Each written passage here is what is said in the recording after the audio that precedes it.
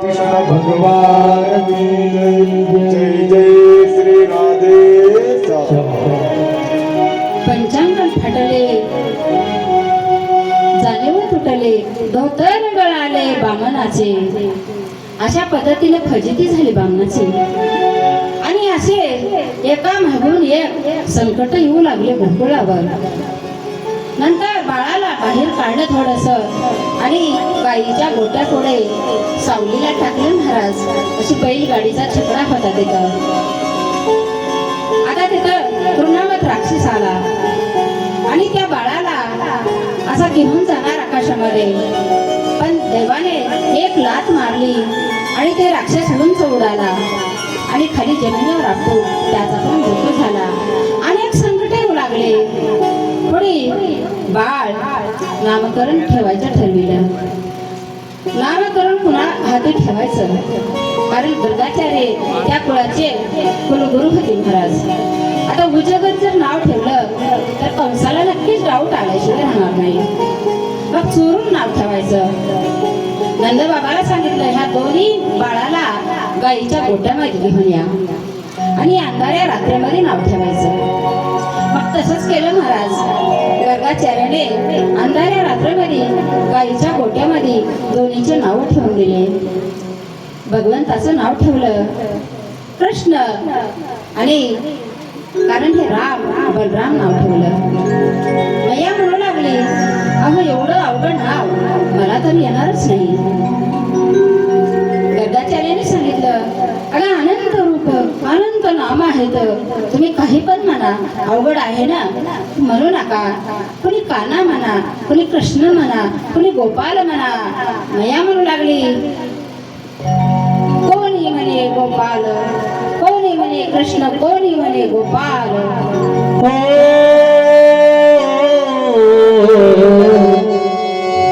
जग में सुंदर है दोना दोना दोना. जग में सुंदर है दोना चाहे कृष्ण कहो या राम. बोलो राम राम राम बोलो श्याम श्याम श्याम. बोलो राम राम राम बोलो श्याम श्याम श्याम. बोलो राम राम राम बोलो श्याम श्याम श्याम. बोलो राम राम राम बोलो श्याम श्याम श्याम. जग में सुंदर है दोनों चाहे कृष्ण कहो या राम.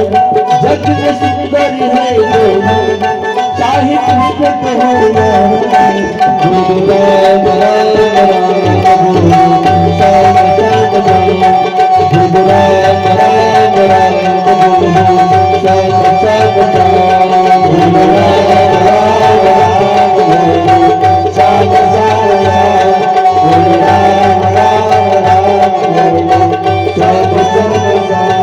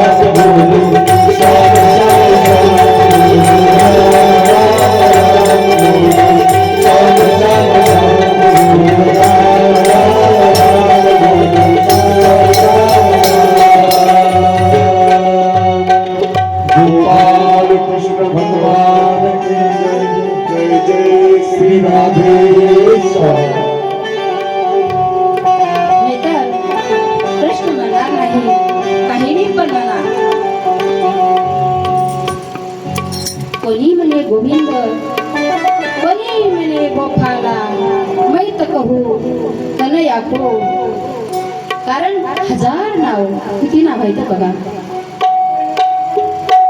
नाव ठेवल्याच्या नंतर घरी आल्याच्या नंतर बाळ थोडं थोडं पालथं पडू लागलं. कार्यक्रम चालूच होते आणि संकटही चालूच होते महाराज. मग एवढं सुंदर रूप, एवढा आता आमचे भगवंत तरी कसे सोडते. एक दिवस भोलेनाथाला बघण्याची इच्छा झाली, देवाला दर्शन घेण्याची. आणि दर्शन घेण्याच्या निमित्तानं गोसायाचं रूप धारण केलं महाराज. हातात कमंडल, डोक्याला उचोडा, भस्म सगळं लावून एक साधूचं रूप घेऊन आले आणि दारात म्हणू लागले, मैया. काय म्हणू लागले, ते द्वार फड्या भगवान भगत हो, दाखव म्हणू लागले, दान दे मैया. कुठलं दान पाहिजे होतं. अरे हिरे मोती पवळी, मला असलं काहीच आणू नको. मैया सुख भरून घेऊन येऊ लागली, पण हे दान पाहिजेच नाही म्हणू लागले. भोलेनाथ, काय पाहिजे होतं. माझ्या भगवंताचा चेहरा बघायचा होता त्यांना आणि दर्शन करायचं होतं, पण नाही. मैया घाबरू लागली, कारण ते रूप भोलेनाथाचं. जटा गळ्याल्या, हातामध्ये डमरू, शंख. नाही, माझं बाळ बिहीर म्हणू लागली. पण बाळ मोठ्यानं रडू लागलं, कारण बाळाला पण दर्शन घ्यायचं होतं. अहो, जीव आणि शिव आणि हे तर काय अलगच नव्हते ना, दोन्ही एकच होते महाराज. कसलाच भेद नव्हता. आखरी काय केलं, बाळानं रडायला सुरू केलं. मैया घाबरून गेली आणि सांगितलं, वार्ता आली. भोलेनाथ बाजूला जाऊन बसले. दर्शन तर तीच ना गेली मैया, पण एक जणांनी सांगितलं, अहो गावात साधू आलाय आणि त्या साधूचं बघाय उशीर. एवढा साधू गुणकारी आहे, कसलेली बाळ रडायचे राहतात. त्यांना भूत बाधा सगळं काही येत आहे. आता भूत बाधा सगळे भूतच होते ना माझ्या भोलेनाथा संग. बोलून आणलं आणि त्यांच्या जवळ गेलं महाराज. आणि एवढं भेट झाली, कारण एवढे छान झाले, हसू लागले. मग अशा पद्धतीने भोलेनाथानं सेवा मागितली. माझ्या भगवंताला सांगितलं, आता नाही, कारण पुढच्या अवतारामध्ये ज्यावेळेस मी पांडुरंग होईल, त्यावेळेस भीमेचं रूप घ्यायचं आणि भीमा म्हणून पंढरपूरला यायचं. भीमा आणि चंद्रभागा तुझ्या चरणाच्या गंगा. पंढरपुरामध्ये अवतार घेतला कुणाचा, पुंडलिक रायाचा. कारण पुंडलिक रायाला दर्शन घेतले असेल तुम्ही, गेल्या गेल्या दर्शन कुणाचं असतं, भोलेनाथाचं. सांगा, ते तो कुणाची पिंड आहे, देवाची, भोलेनाथाची. मग तिथं भीमेच्या रूपानं भगवंतानं अवतार घेतला भोलेनाथानं आणि तिथं सेवा घडली बरं का. पुंडलिकाच्या निमित्तानं देवानं सेवा केली तिथं. असे दिवस जाऊ लागले. एक दिवस रांगायला लागले माझे भोलेनाथ. कसे रंगू लागले, बाळाचं लक्षण सांगत आता, कसं चालाव, कसं बोलाव आणि कसं रांगावं. तळे